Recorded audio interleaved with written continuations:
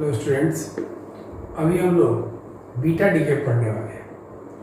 बहुत interesting topic है, ध्यान से इसको समझेंगे और इस वीडियो को ज़्यादा से ज़्यादा शेयर भी करेंगे। आपको बहुत अच्छा लगेगा इसका कॉन्सेप्ट सुनने के बाद। तो हमने सबसे पहले आपको बताया कि अभी हम बीटा डीके पढ़ने वाले हैं और बीटा डीके में हम आपको बता दें कि बीटा डीके के दो टाइप हैं, एक बीटा माइनस डीके और दूसरा बीटा प्लस डीके। डीके को हिंदी में 6 बोलते हैं। तो बीटा माइनस डीके और beta plus decay. Beta minus decay मतलब इसको इलेक्ट्रॉन कहा जाता है। बीटा माइनस डीके में इलेक्ट्रॉन निकलता है, कैसे निकलता है आप बताएंगे। और बीटा प्लस डीके में जो निकलता है उसको हम पॉजिट्रॉन कहते हैं। इलेक्ट्रॉन मतलब E-1 चार्ज, मास 0, पॉजिट्रॉन E+1 चार्ज और मास 0। ये दोनों एक दूसरे के एंटी पार्टिकल के नाम से जाने जाते हैं। एंटी कण है ये, इसका विपरीत है ये, इसीलिए ये दोनों एक दूसरे को एंटी पार्टिकल के नाम से जाने जाएंगे। इसका एंटी पार्टिकल ये, इसका एंटी पार्टिकल है, एक दूसरे का विपरीत है। अब एक चीज, जहां ये बीटा माइनस डीके होता है, कहाँ होता है हम बताएंगे। तो जहां ये बीटा माइनस डीके होता है वहां एक निश्चित तौर से एंटी न्यूट्रिनो इमिट होते हैं और जहां बीटा प्लस का डीके होता है वहां न्यूट्रिनो, न्यू बार, इसको वी बार या न्यू बार लिख सकते हैं, इसको न्यूट्रिनो ये है। अब इसके बाद को थोड़ा सा ध्यान देंगे आप लोग। और ये जैसे ये है, ये और ये भी दोनों एक दूसरे का भी एंटी पार्टिकल है। इसका एंटी पार्टिकल ये, इसका एंटी पार्टिकल ये। अब थोड़ा सा हम समझाएंगे, थोड़ा ध्यान देंगे आप लोग सभी लोग। बहुत इंटरेस्टिंग टॉपिक है, बहुत मजा आने वाला है इस टॉपिक में, थोड़ा अच्छी तरह से बात समझेंगे। जैसे अगर कोई पार्टिकल इलेक्ट्रॉन के फॉर्म में अगर इमिट होता है न्यूक्लियस से, तो उस समय हम बीटा डीके कहते हैं। अब यहां पे एक सवाल ये उठता है कि आप तो रेडियो एक्टिविटी पढ़ रहे हैं, तो जब भी आप ये रेडियो एक्टिविटी पढ़ रहे हैं तो रेडियो एक्टिविटी में जो भी होता है सब न्यूक्लियस से होता है, और न्यूक्लियस में इलेक्ट्रॉन कहां की निकलेगा, ये चीज को सोचने की बात है। कैसे ये इलेक्ट्रॉन निकलेगा और ये इलेक्ट्रॉन के साथ ये एंटी न्यूट्रिनो क्या निकलेगा, और उसी तरह से इसका डीके हम लोग थोड़ा देर में पढ़ेंगे। तो ये आखिर कैसे, वो न्यूक्लियस से आपको ध्यान देना है कि न्यूक्लियस मतलब नाभिक, और वो सेंटर में आप जानते हैं कि न्यूट्रॉन और प्रोटॉन होता है। लेकिन अभी हम कह रहे हैं कि ये बीटा डीके रेडियो एक्टिविटी में इलेक्ट्रॉन निकलेगा न्यूक्लियस से, ये कैसे पॉसिबल है। तो इसको हम लोग धीरे धीरे समझेंगे बात को अच्छी तरह से। तो सबसे पहला अभी हम इसकी बात को थोड़ा ध्यान देते हैं। अब ये बीटा डीके में एक जनरल इसका रिएक्शन होता है, उस रिएक्शन को देखते हैं। मान लीजिए कि कोई एटम है, न्यूक्लियस, एटॉमिक नंबर इसका Z है और मास नंबर E है। तो अगर ये बीटा डीके करता है, अब हम बीटा माइनस डीके पढ़ रहे हैं।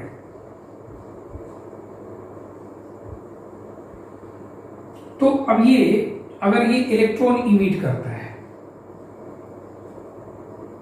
तो जब ये इलेक्ट्रॉन इमिट करेगा तो रदरफोर्ड और सोडी का कहना ये है, ये याद रखेंगे, रदरफोर्ड और सोडी यही दोनों ने इस तरह के रिएक्शन को बैलेंस करने का लॉ दिया था। तो हमने ये कहा कि ये जो नया एलिमेंट बनेगा वो क्या बनेगा भाई। तो ये जब इतना जेड में से इतना निकल गया तो इतना कम हो जाएगा। जेड में से कितना निकला तो -1 निकला, तो -1 कम होगा तो ये माइनस प्लस। बहुत क्लियर समझाएंगे, ध्यान रखिएगा। ए में से 0 गया तो यहाँ क्या बचा, ए। तो अब ये इसको बोलते हैं आप डॉटर एलिमेंट, डॉटर न्यूक्लियस। तो अब ये जो डॉटर न्यूक्लियस यहां बचा, वो उसका जो एटॉमिक नंबर है 1 बढ़ जाता है और मास नंबर वही रहता है। तो अब इसको अगर आप जनरली इसको लिखेंगे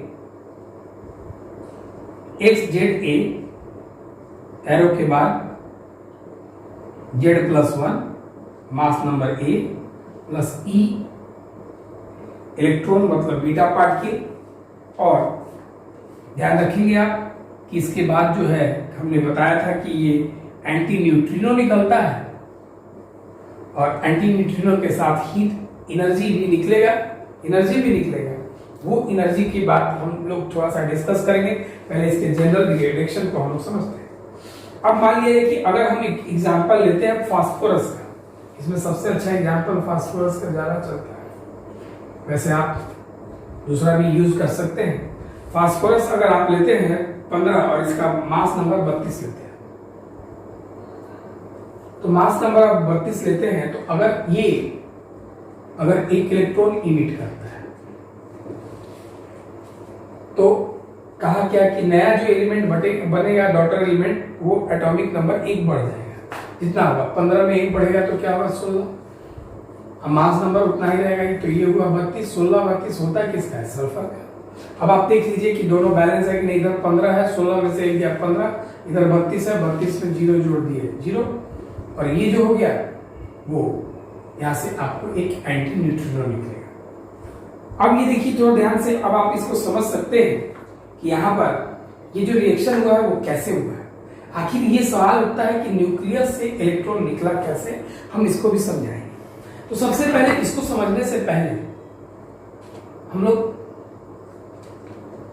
थोड़ा इस ग्राफ को समझते हैं, जो रेडियोएक्टिविटी के लिए स्टेबिलिटी वैल्यू से हमने ग्राफ देखा था।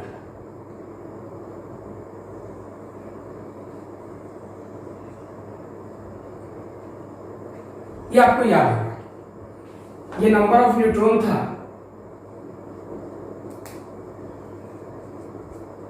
और यहां नंबर ऑफ प्रोटॉन है।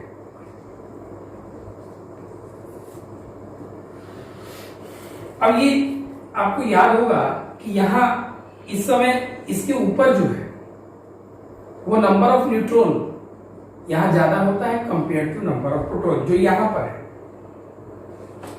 इस स्टेबिलिटी में। अभी तो देखिए थोड़ा ध्यान से, और ये जो इधर के जो पार्टिकल है वो अनस्टेबल है। तो जब ये अनस्टेबल है, थोड़ा ध्यान से बातों को समझेंगे, जब ये अनस्टेबल है तो इसको स्टेबिलिटी करने के लिए ये कहां जाना होगा? नीचे जाना होगा। ये यहाँ के पार्टिकल, तो यहाँ के पार्टिकल को अगर नीचे जाना होगा मतलब इसके न्यूट्रॉन को कन्वर्ट करना होगा। अच्छा, क्या करना होगा? जब यहां से इसको यहां जाना होगा तो इसके न्यूट्रॉन, मेरी बात समझे तो ध्यान से, यहाँ पे है क्या कि यहाँ जो एलिमेंट है अनस्टेबल है, इसमें है क्या कि न्यूट्रॉन ज्यादा है, और न्यूट्रॉन जब ज्यादा है प्रोटॉन कम है, तो इसको यहाँ से स्टेबल होने के लिए यहाँ जाने के लिए करना क्या होगा? तो न्यूट्रॉन को कम करना होगा और प्रोटॉन को बढ़ाना होगा। ध्यान रखिएगा, ये न्यूट्रॉन को कम करेगा और प्रोटॉन में जाएगा, बदलेगा, तो न्यूट्रॉन कम करके प्रोटॉन में कन्वर्ट होगा।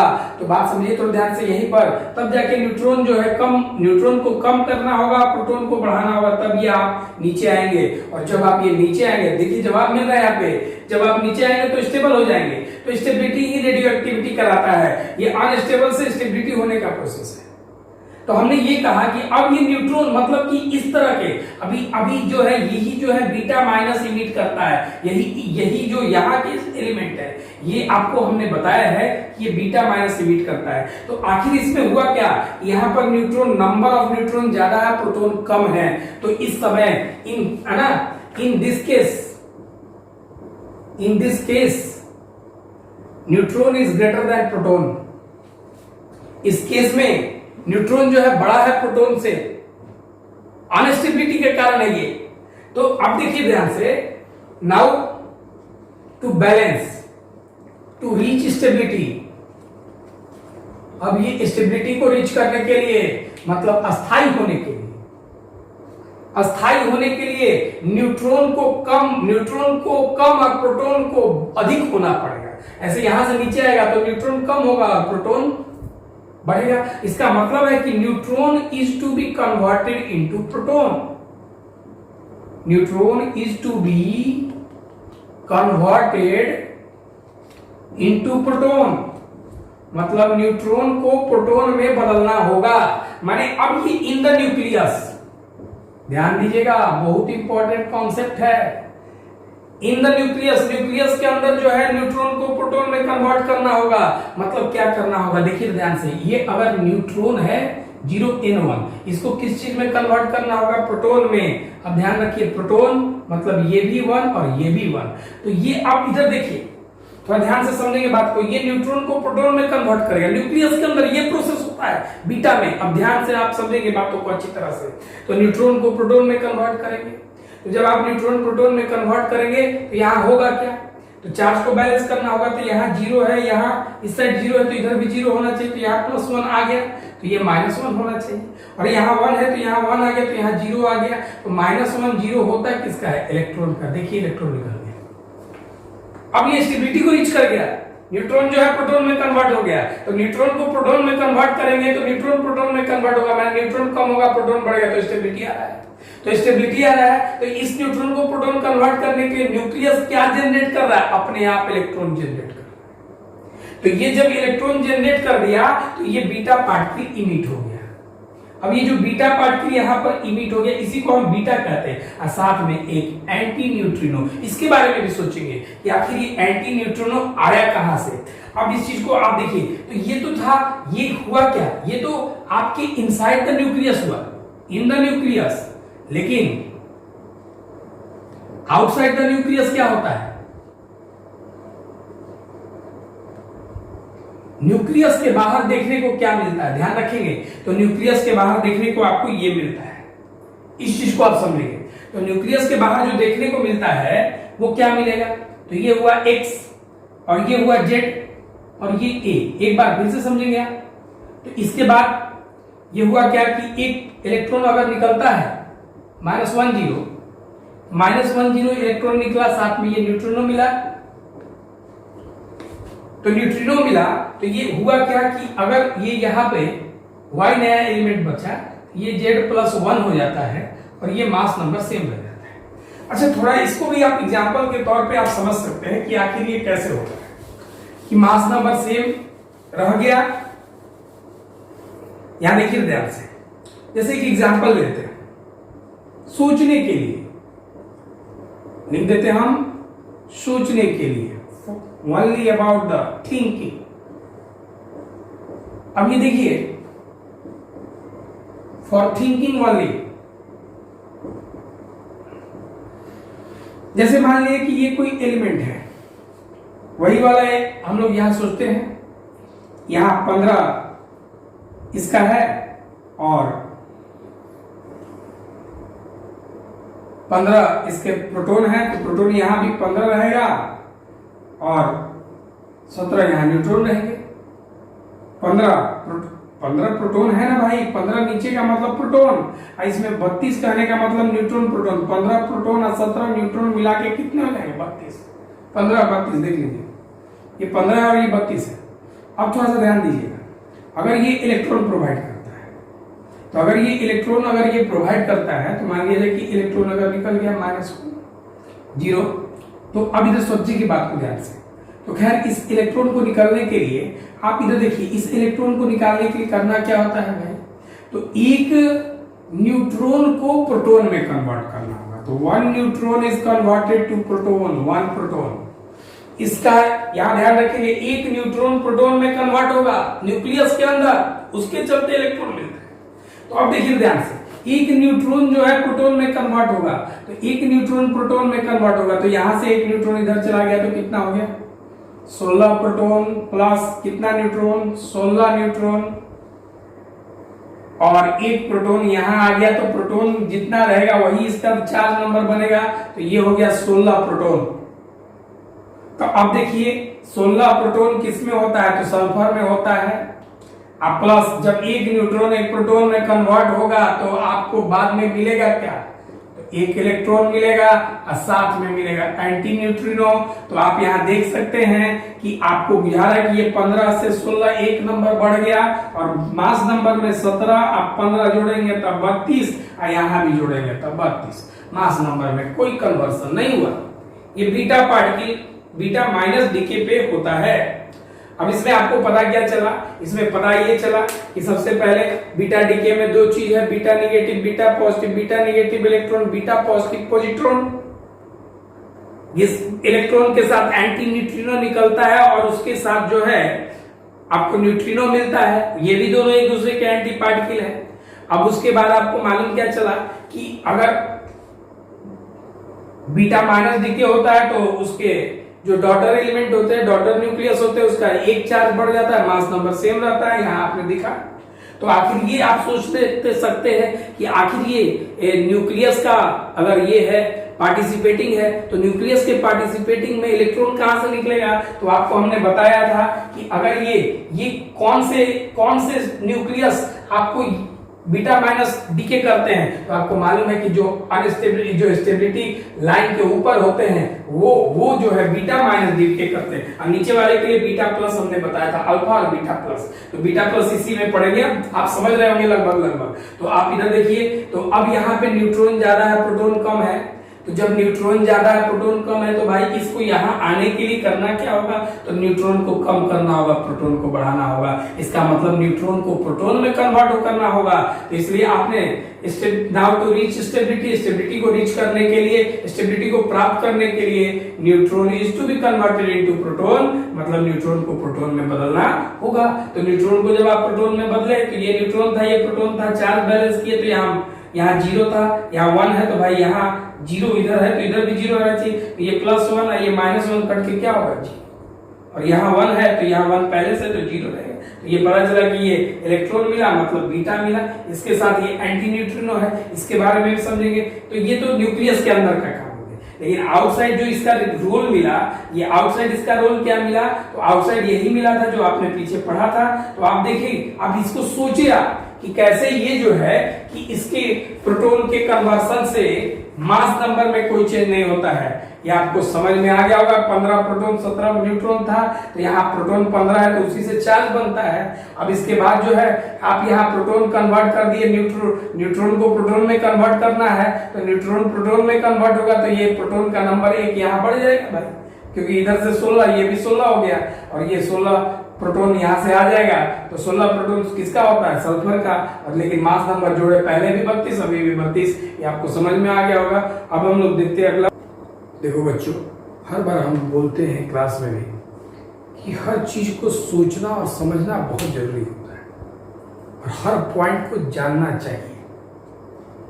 अभी हम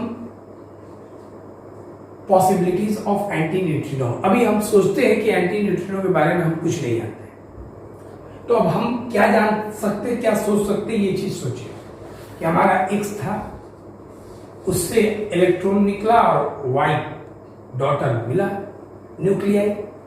तो इसके साथ आपको मालूम चलता है कि आपको हीट या कोई भी फॉर्म लाइट फॉर्म एनर्जी मिलेगा। तो क्यू एनर्जी मिला। तो अगर आप इस क्यू एनर्जी का कैलकुलेशन करते हैं तो आपको मालूम है कि ये मास डिफेक्ट से मिलता है। तो ये मास जो है ये mx माइनस, ये दोनों का मास आप घटा देंगे, माइनस me माइनस my। ये अगर मास mu में है तो 931 गुना करेंगे मेगा इलेक्ट्रॉन वोल्ट, इतना आपको एनर्जी मिल गया। आप चाहें तो mx माइनस कॉमन ले लेंगे, me plus my into 931 mega electron volt. हम आपको ये बताना चाहेंगे कि ये वो अमाउंट ऑफ एनर्जी है जो कि यहाँ से लाइब्रेट होना चाहिए। लेकिन मेरी बातों को थोड़ा सा ध्यान देंगे आप कि जैसे यहां से जो एनर्जी लाइब्रेट होना चाहिए, बात सुनिए तो ध्यान से। अच्छा इधर देखिए आप, इसका न्यूक्लियस और इसका न्यूक्लियस बराबर होगा, जितना मास नंबर इसका उतना मास नंबर इसका। इसका मतलब है कि इट्स एनर्जी, यहां पे जो भी एनर्जी होता है काइनेटिक एनर्जी के फॉर्म में होता है, its energy is nearly equal to 0। हो सकता है थोड़ा सा एक्साइटमेंट हो एटम चेंज करने में, तो थोड़ा सा एनर्जी रह जाए, लेकिन वैसे इसका एनर्जी जो है नियरली इक्वल टू 0। क्यों? क्योंकि इसमें जो मास नंबर था, मास नंबर सारा डिफरेंट यहां कर रहा है। तो जैसे हमने ये कहा कि इलेक्ट्रॉन की चार्ज की बात करें, इलेक्ट्रॉन जो है ये -1 और ये 0, तो इस इलेक्ट्रॉन की आप बात करते हैं। तो हमने ये कहा कि ये जो एलिमेंट आपको यहां से, जैसे ये x है जिसमें ये y कन्वर्ट हुआ, तो अगर इसका मास नंबर a है तो इसका भी मास नंबर a है, तो इसके मास नंबर में कोई डिफरेंस नहीं हुआ, तो इसके मास नंबर में कोई डिफरेंस नहीं हुआ, तो लगभग इसका एनर्जी चेंज नहीं होगा। इसका मतलब है कि जो भी एनर्जी चेंज हो रहा है वो मैक्सिमम एनर्जी यहाँ पे चेंज, मतलब ये जो Q है, तो Q के पास थोड़ा सा ध्यान रखें आप, तो Q अगर हम जो ये Q कैलकुलेट कर रहे हैं, ये सारा का सारा हमको बीटा के पास मिलना चाहिए।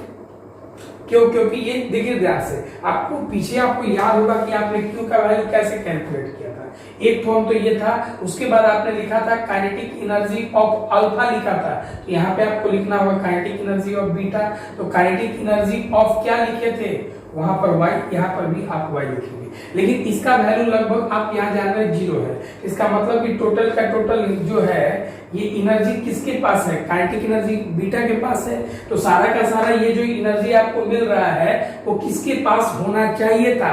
बीटा के पास होना चाहिए था, लेकिन जानते हैं बीटा के पास होना चाहिए था, लेकिन कुछ साइंटिस्ट ऐसे एक्सपेरिमेंट से वेरीफाई करते हैं कि यहां से जो सारा एनर्जी आपको मिल रहा है वो सारा का सारा इस बीटा के पास नहीं है। सारा एनर्जी इस बीटा के पास नहीं है, ध्यान रखिएगा। Experimentally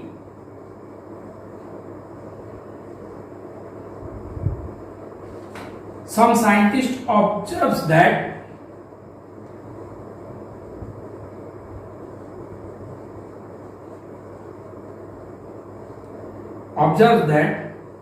all beta particles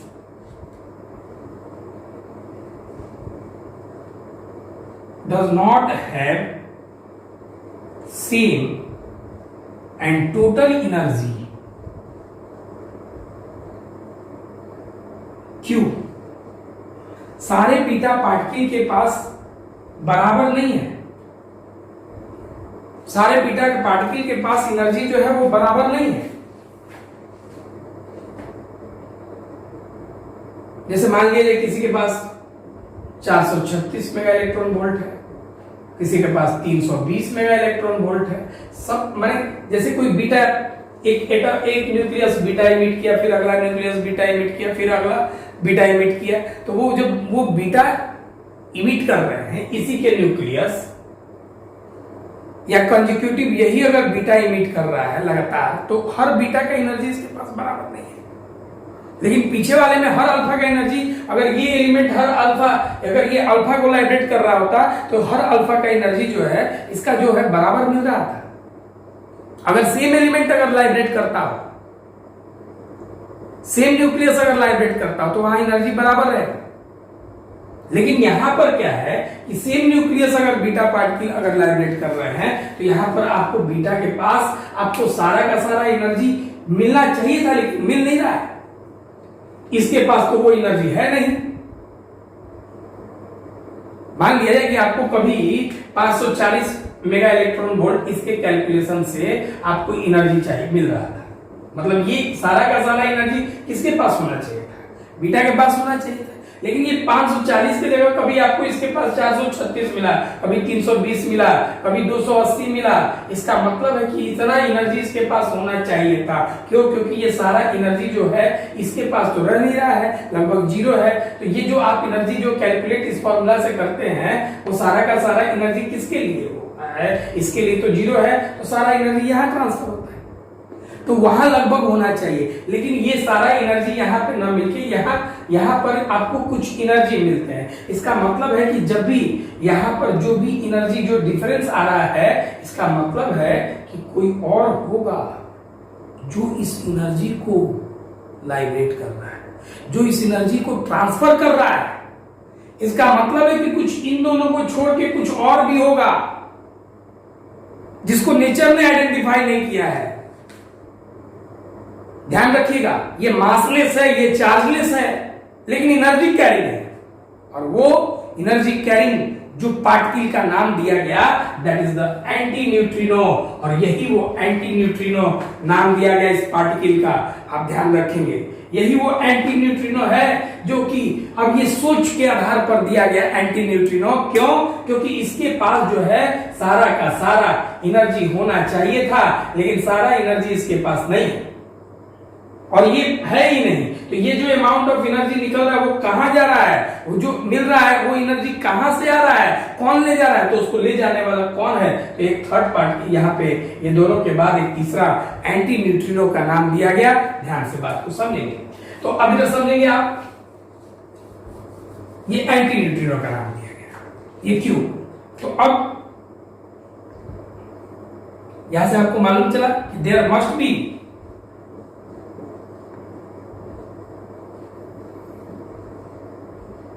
and another, इसके बाद जो पूरा एनर्जी आपको नहीं मिल रहा है, does not have same and total energy of Q, मतलब जो क्यू का टोटल एनर्जी है, आपको साइंटिस्ट ने पता किया कि क्यू का जो एनर्जी है वो बीटा पार्टिकल के पास बराबर और हमेशा टोटल नहीं है। इसका मतलब there must be an another particle, मतलब यहां कोई और पार्टिकल होंगे विच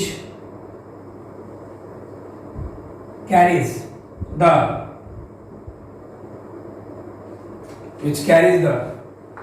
rest magnitude of energy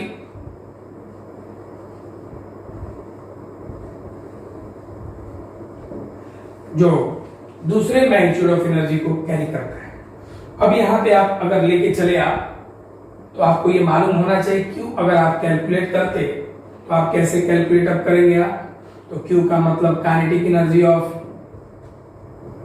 beta particle plus kinetic energy of A plus kinetic energy of neutrino, but ये kinetic energy of A is nearly equal to 0, since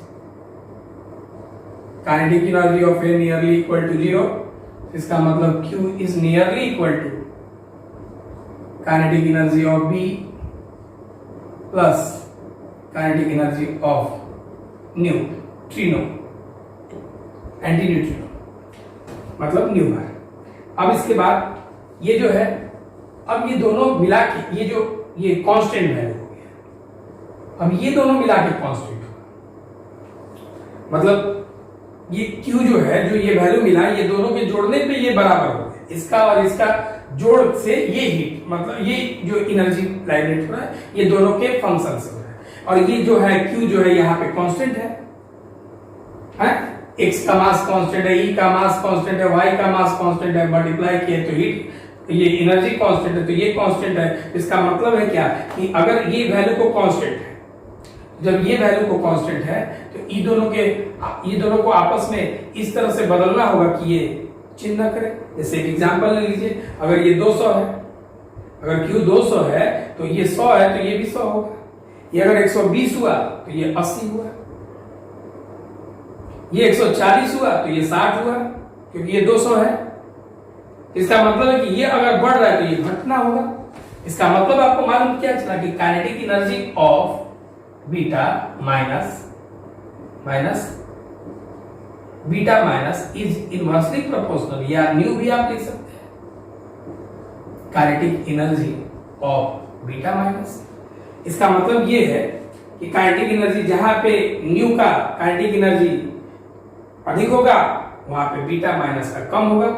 अब आप चाहे तो इसको आप ग्राफ पे प्लॉट कर सकते हैं।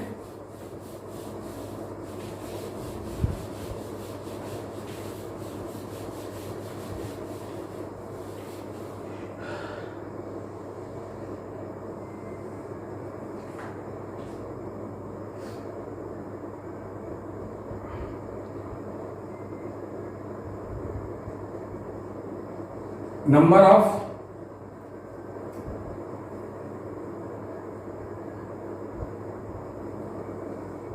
न्यू बार है यहाँ पे, और यहाँ काइनेटिक एनर्जी ऑफ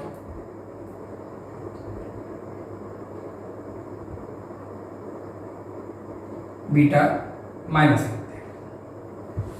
तो अब मान लिया जाए कि किसी न्यूट्रिनो पे काइनेटिक एनर्जी बी का बात करते हैं। तो अब ये मान लीजिए कि हम एक ग्राफ बनाते हैं।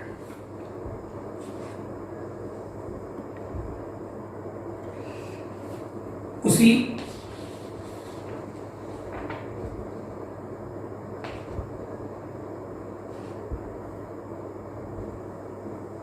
हम इस ग्राफ में बताना क्या चाहते हैं। हाँ, इधर देखिए, जैसे ये न्यू बार का जो नंबर है, संख्या काइनेटिक एनर्जी बी का, ये जो है हर न्यूट्रिनो के लिए बराबर नहीं आता है। ये बराबर नहीं आता है कभी। ये कहने का मतलब है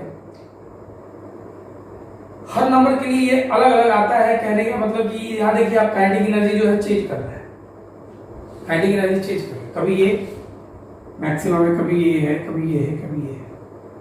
तो अब ये देखिए, आप यहाँ पे मालूम क्या चला कि जो बीटा का काइनेटिक एनर्जी है वो न्यू बार के काइनेटिक एनर्जी से इनवर्सली प्रोपोर्शनल है। इसका मतलब कि जहां बीटा का काइनेटिक एनर्जी कम है, वहां पे न्यू बार का काइनेटिक एनर्जी अधिक होगा, और जहां इसका अधिक है वहां कम होगा।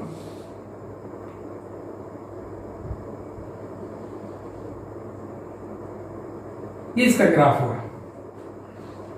इसके बाद हम लोग बीटा प्लस डीके पढ़ेंगे।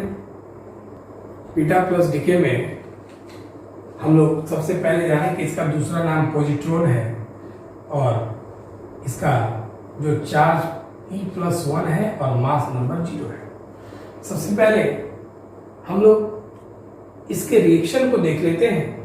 अगर ये न्यूक्लियस ZXA है और ये अगर पॉजिट्रॉन मतलब बीटा प्लस डीके करता है तो ये लाइब्रेट करेगा। तो जब ये लाइब्रेट करेगा तो आपको ये मालूम है कि पहले हमने बताया था कि जब ये लाइब्रेट करेगा तो न्यूट्रिनो निकलेगा। जैसे एंटी न्यूट्रिनो उसमें निकला, वैसे ही ये न्यूट्रिनो निकलेगा। लेकिन अब इस चीज को हम समझते हैं कि यहाँ पे होगा क्या, कि नया जो डॉटर एलिमेंट बचेगा वो Z में से 1 कम होगा। किसने बताया था ये? चार्ज बैलेंसिंग और मास बैलेंसिंग, रदरफोर्ड और सुडी ने। ए में से 0 गया तो क्या बचा? E और ये Y। अब इसके पास जो निकलेगा वो न्यूट्रिनो निकलेगा। नहीं, ध्यान से समझेंगे आप, ये न्यूट्रिनो इसको बोलते हैं हम। अब ये इसको आप समझ सकते हैं, जैसे इसका एक एग्जांपल ले लिया जाए।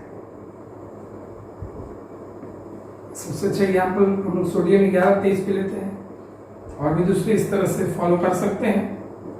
ये मान लिया कि E+1 0 न्यूट्रिनो। अब एक चीज समझिए, 11 में से 1 गया तो 10, और 23 में से ये 0 गया तो 23। 10 होता किसका है? तो नियम। अब जैसे सबसे पहले चीज देखिए, तो ये चीज अब हमको ये जानना होगा कि आखिर वो कौन सा एलिमेंट है, कौन सा न्यूक्लियस है जो कि पॉजिट्रॉन इमिट करता है। जैसे हमने ग्राफ बताया था,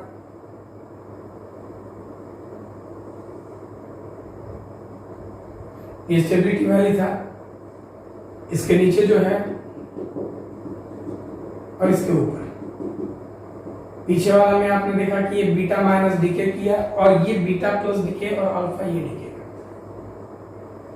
डायरेक्ट प्रोटॉन लॉस करने लगा, मतलब हीलियम देने लगा, तो वो अल्फा डीके किया। लेकिन इसमें क्या होता है, ये न्यूक्लियस के अंदर का प्रोसेस है। वैसे न्यूक्लियस का तो सारा प्रोसेस है, तो न्यूक्लियस से डायरेक्ट प्रोटॉन 2He4 लेके बाहर जाने लगा, तो आप समझ जाइए कि वहां पे अल्फा डीके हो रहा है। लेकिन बीटा में क्या हो रहा है? अब ये कन्वर्सन है, खुद का कन्वर्सन है। कैसे? इधर देखिए, बीटा में दोनों में कन्वर्सन है, बीटा माइनस में भी, बीटा प्लस में भी, ये कन्वर्सन है। अब इधर देखिए, बीटा प्लस में क्या है? अब इस साइड आते हैं आप, ये आपको मालूम है कि ये नंबर ऑफ न्यूट्रॉन है और ये नंबर ऑफ प्रोटॉन है। इसमें क्या है कि आपको मालूम है कि न्यूट्रॉन से ज्यादा है प्रोटॉन, और यहाँ प्रोटॉन ज्यादा है, न्यूट्रॉन कम है। यहाँ पे जाने के लिए आपको अब क्या है, प्रोटॉन को कम होना पड़ेगा और न्यूट्रॉन को अधिक होना पड़ेगा। यहाँ से यहाँ जाने के लिए स्टेबिलिटी होगी, ये अनस्टेबल है यहाँ पे, यहाँ से यहाँ जाना होगा तो स्टेबल यहाँ आना होगा। इसके लिए क्या होगा कि प्रोटॉन बड़ा है और न्यूट्रॉन कम है, इसका मतलब प्रोटॉन को कम करना होगा और न्यूट्रॉन को बढ़ाना होगा। मतलब in this case proton is converted to neutron. कारण क्या है कि यहाँ स्टेबिलिटी यहाँ है और इसमें ये न्यूक्लियस यहाँ का है, यहाँ का न्यूक्लियस है तो इसके पास प्रोटॉन ज्यादा है। अब प्रोटॉन ज्यादा है, न्यूट्रॉन कम है, तो अब इसके प्रोटॉन को कम करके न्यूट्रॉन बढ़ाना होगा। मतलब अब यही न्यूक्लियस के अंदर प्रोटॉन जो है न्यूट्रॉन में कन्वर्ट होगा, मतलब proton is converted to neutron. ध्यान देंगे आप, जैसे इधर देखिए proton is converted to neutron in this type of decay, that nuclei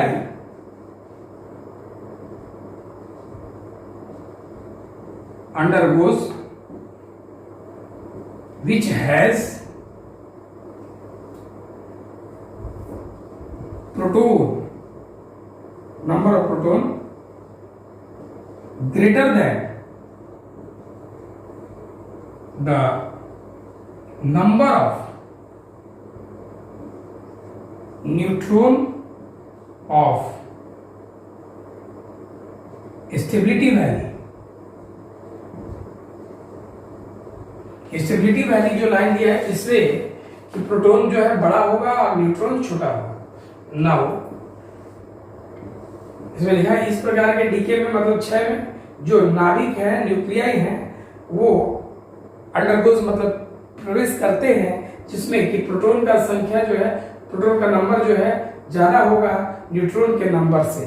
जो स्टेबिलिटी है, स्टेबिलिटी वैल्यू है स्थायित्व शिखर से यहाँ पे रहने के लिए यहाँ पे प्रोटॉन का मान जो है ज्यादा है और न्यूट्रॉन क्या पड़ रहा है, कम पड़ रहा है। तो in this phenomena neutron is converted to, proton ज्यादा है ना, प्रोटॉन ज्यादा है तो प्रोटॉन को कन्वर्ट किस चीज में करना होगा, न्यूट्रॉन में। प्रोटॉन को कम करके न्यूट्रॉन में बदलना होगा। In this phenomena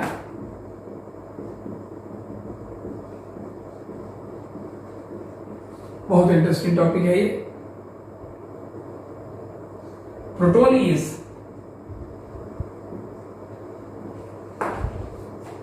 converted to neutron. कैसे?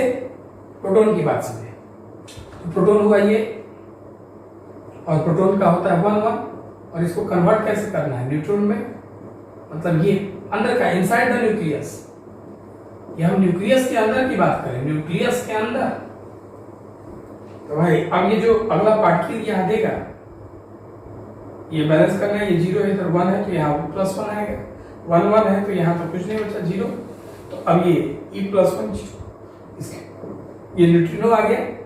ये तो इनसाइड की बात है, बट इन आउटसाइड, लेकिन बाहर में, बाहर में हुआ क्या, वो जो रिएक्शन आपने देखा,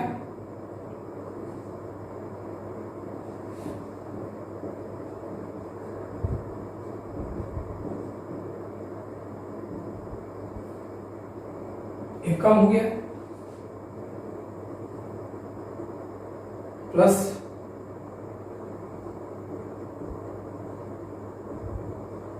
ये न्यूट्रिनो,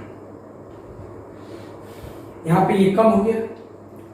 तो ध्यान देंगे आप, इसमें आपको मालूम नहीं चला कि न्यूट्रॉन से जो बड़ा है प्रोटॉन, इसका मतलब प्रोटॉन को न्यूट्रॉन में कन्वर्ट होगा। ये प्रोटॉन को न्यूट्रॉन में कन्वर्ट करने से आपके सामने ये है। अब इसमें आप देखेंगे यहाँ पर क्या हुआ कि कन्वर्सन इस तरह से हुआ कि जो न्यूट्रॉन जो है, न्यूट्रॉन का चार्ज जो है 0, इससे न्यूट्रॉन का चार्ज क्या हो गया 0 और ये बाहर निकल गया। प्रोटॉन मतलब कि न्यूट्रॉन में कन्वर्ट हो गया। तो यहाँ पे बैलेंस की तो 1 + 0 माने 1, यहाँ पे 1 + 0 1 ही आएगा ना, और 1 + 0 यहाँ पे क्या आएगा 1, दैट इज द रिएक्शन। ये जो है बैलेंसिंग फॉर्म रदरफोर्ड और सुडी ने दिया, आपको ये मालूम है। अब हम आगे देखते हैं। अभी हम लोग एंटी न्यूट्रिनो और न्यूट्रिनो का प्रॉपर्टीज देख रहे हैं। दोनों का प्रॉपर्टीज एक जैसा है। सबसे पहले कि its rest mass is equal to 0, दोनों का मासलेस है, चार्जलेस है, it has no charge.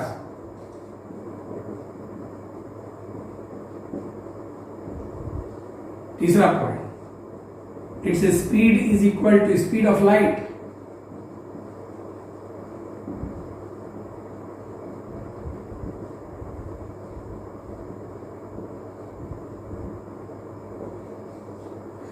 Its penetrating power is very very high। कितना भी मोटा सिल्वर रख दीजिए पार कर जाएगा।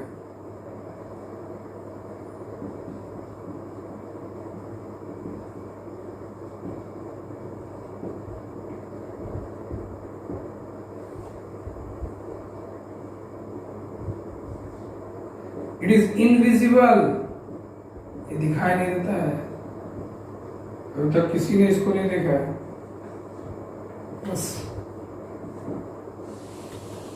अभी हम देखने जा रहे हैं कि कौन स्पॉन्टेनियस प्रोसेस है, बीटा माइनस स्पॉन्टेनियस है या बीटा प्लस स्पॉन्टेनियस। स्पॉन्टेनियस कहने का मतलब अपने आप होने का। तो सबसे पहले हम बीटा माइनस के बारे में देखते हैं नोट में।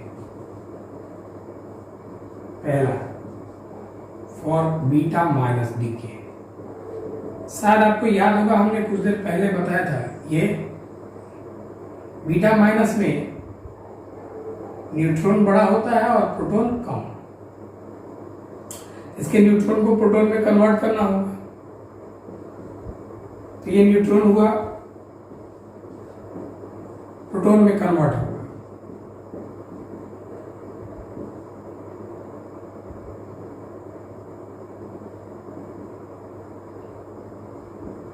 ये रिएक्शन है।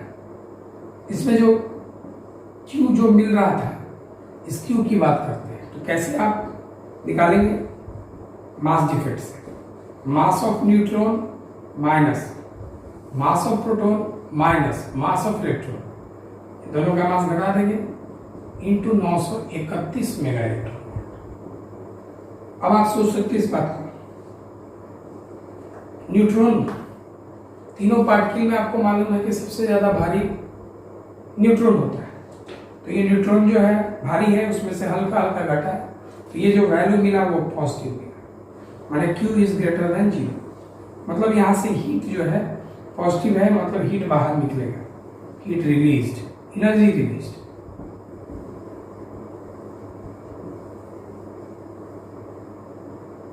न्यूक्लियर फिजिक्स में एनर्जी को Q से रिप्रेजेंट किया जाता है, एनर्जी रिलीज। एनर्जी रिलीज करने का मतलब ये, इसके लिए हमको बाहर से एनर्जी प्रोवाइड करने की जरूरत नहीं है, ये अपने आप एनर्जी रिलीज कर रहा है।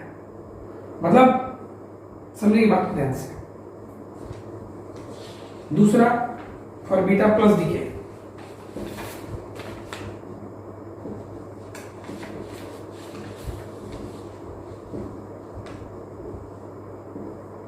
Beta plus decay, beta plus यहां का है, ये न्यूट्रॉन का नंबर है और ये किसका नंबर है? प्रोटॉन का। तो इसमें कौन ज्यादा है? इधर वाले में कि प्रोटॉन ज्यादा है और न्यूट्रॉन कम है, मतलब कि प्रोटॉन को न्यूट्रॉन में कन्वर्ट करना होगा, प्रोटॉन को कन्वर्ट करना होगा न्यूट्रॉन में। तो जब ये प्रोटॉन न्यूट्रॉन में कन्वर्ट होगा तो प्रोटॉन 1 1, न्यूट्रॉन 0 1, ये हो गया E+1 और 0, और ये न्यूट्रिनो देगा। अब इसका हीट देखते हैं हम लोग। ये mass of proton minus mass of neutron minus mass of positron,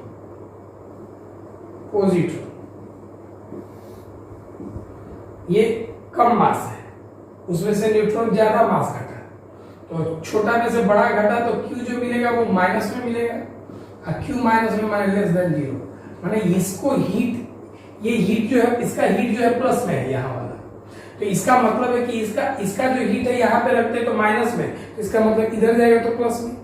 ये हीट जो आप लिखते हैं वो प्लस में मिला, और इसके हीट को अगर आप यहाँ पे प्लस क्यू लिखते हैं तो ये वैल्यू बता रहा है कि ये माइनस क्यू है, तो माइनस क्यू है तो इसका मतलब इधर जाके प्लस क्यू होगा, और जब उधर जाके प्लस क्यू होगा मतलब इस रिएक्शन को पहले से हीट चाहिए, इस रिएक्शन को प्रोसीड करने के लिए, बीटा प्लस डीके करने के लिए पहले आप एनर्जी प्रोवाइड करेंगे। तो जब ये एनर्जी प्रोवाइड करेंगे तो इसका मतलब है कि ये एनर्जी एब्सॉर्ब करता है, सोखता है। एनर्जी पहले चाहिए इसको, तब जाके ये रिएक्शन करेगा। तो इसका मतलब है कि इसके लिए तो थोड़ा टाइम लगेगा और वो अपने आप हो जाएगा, उसको एनर्जी नहीं चाहिए, तुरंत वो हो जाएगा। वो स्पॉन्टेनियस प्रोसेस है जो अपने आप हो गया। ये स्पॉन्टेनियस प्रोसेस नहीं है। अब हम लोग गामा डीके देखेंगे। अभी हम लोग गामा डीके पढ़ने जा रहे हैं। गामा डीके के बारे में समझेंगे। अगर कोई न्यूक्लियस एक अल्फा और एक बीटा इमिट करता है तो उसकी इमिशन में वो न्यूक्लियस जो है एक्साइटेड हो जाता है। न्यूक्लियस की बात करते हैं। जैसे आपने बोर्स एटॉमिक मॉडल में इलेक्ट्रॉन से आपने स्पेक्ट्रम पढ़ा था, तो वो हुआ क्या कि इलेक्ट्रॉन एक्साइटेड होके ऊपर गया, ऊपर होके जब वो नीचे आता है तो वो एनर्जी लाइब्रेट करता है in the form of radiation, और वही रेडिएशन स्पेक्ट्रम क्रिएट करता है। उसी तरह ये न्यूक्लियस की बात है। जब कोई न्यूक्लियस, मान लिया जाए कि ये कोई न्यूक्लियस है और ये न्यूक्लियस करता क्या है कि बीटा रेडिएट करता है।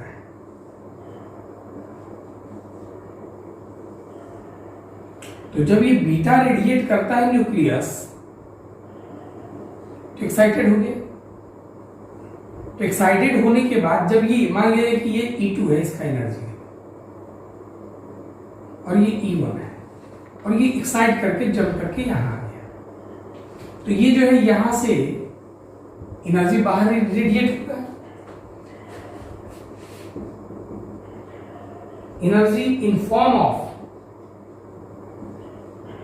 रेडिएशन, माने विकिरण के रूप में यहां से एनर्जी बाहर निकलेगा। तो जब ये बाहर निकलेगा तो आपको मालूम है इसका एनर्जी जो होगा E बराबर hν होगा।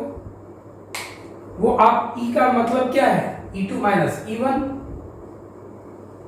ये जो E आप यहां जो एनर्जी लाइब्रेट हुआ वो कितना हुआ, E2 में से E1 घटाएंगे वही एनर्जी बाहर निकला है, hν। न्यू का वैल्यू आप जानते हो तो होता है C by lambda.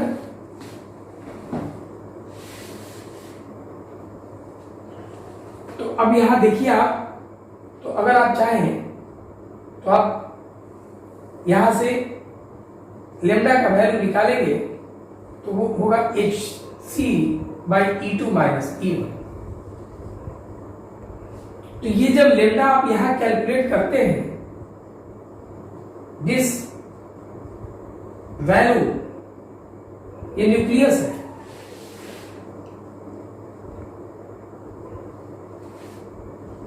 gives the wavelength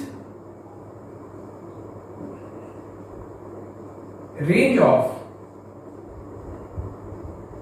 gamma rays. ये जो वेवलेंथ रेंज आपको यहां मिला वो गामा रेज के वेवलेंथ से मिला। इसका मतलब क्या है कि गामा रेज से वेवलेंथ से ये मिला। इसका मतलब ये क्या है कि ये निश्चित तौर से ये गामा रे होगा। हम गामा की बात करते हैं तो गामा के बारे में, it is an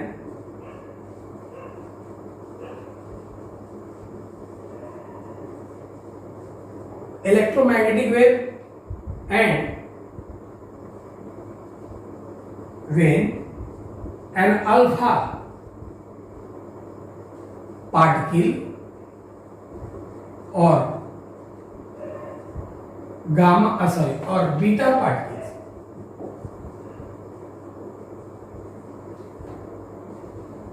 are emitted from a nucleus, then my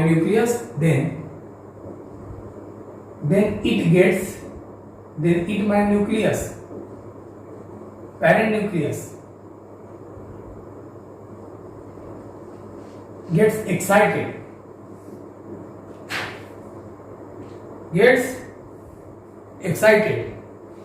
and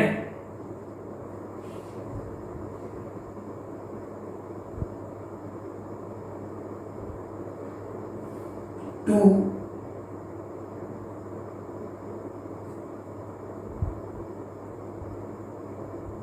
descends in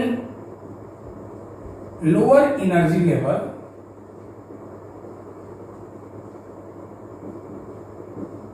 to reach stability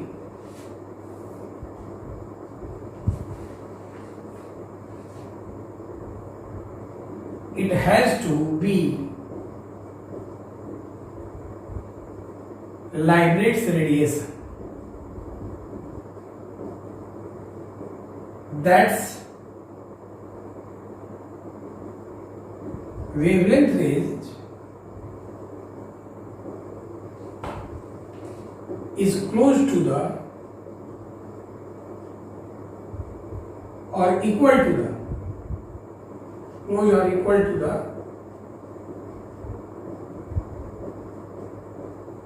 wavelength of gamma rays.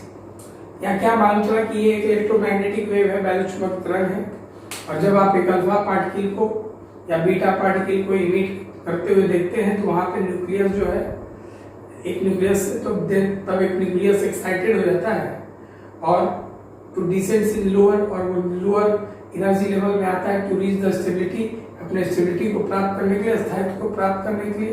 तो उसके लिए इसे रेडिएशन लाइब्रेट करना होगा, और वो वेवलेंथ जो है वो या तो वेवलेंथ ऑफ गामा के नजदीक है या वेवलेंथ गामा के बराबर है।